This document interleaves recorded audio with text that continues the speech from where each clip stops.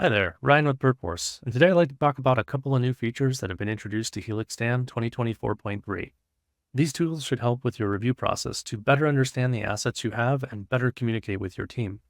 So, the first one I'd like to talk about has to do with our FBX viewer, or our ability to review FBX files in 3D on the web. So, the first thing we've added is a play bar here. Helix DAM has always been able to show FBXs that have embedded animation within them, so that way you can get a full view of the animated asset.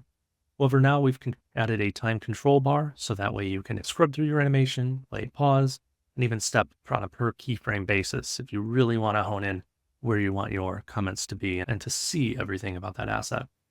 Beyond this, we've also added the option for multiple animation support. So down here, if we turn on our viewer settings, we can go ahead and I'll let this play.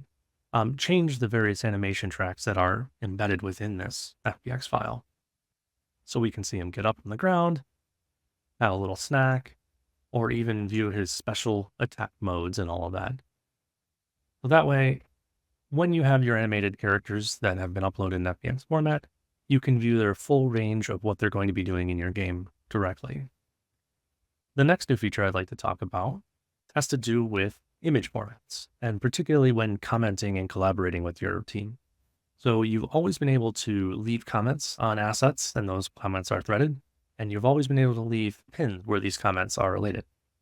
Now we've added the feature where we can go ahead and annotate on these images as well. So let's leave a comment here to say, add a face to the rocket. If we go ahead and hit this little pen mark here, it'll open up our annotation menu. So we can go ahead and select our size and a color, go purple. And we can go ahead and draw directly on the image if we want to point out anything, or if we were even trying to mock something up.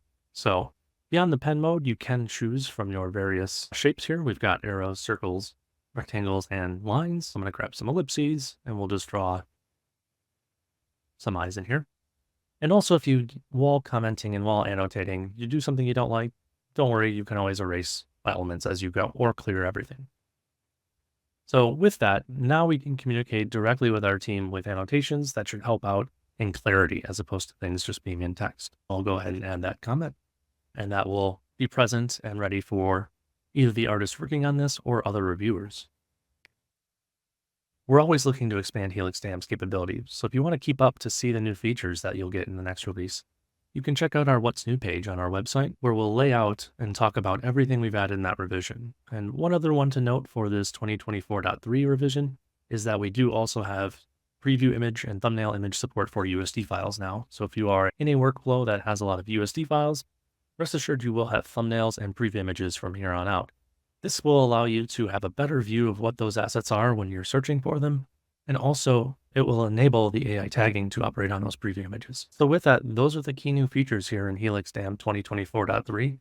Keep an eye out for new ones and have a good day.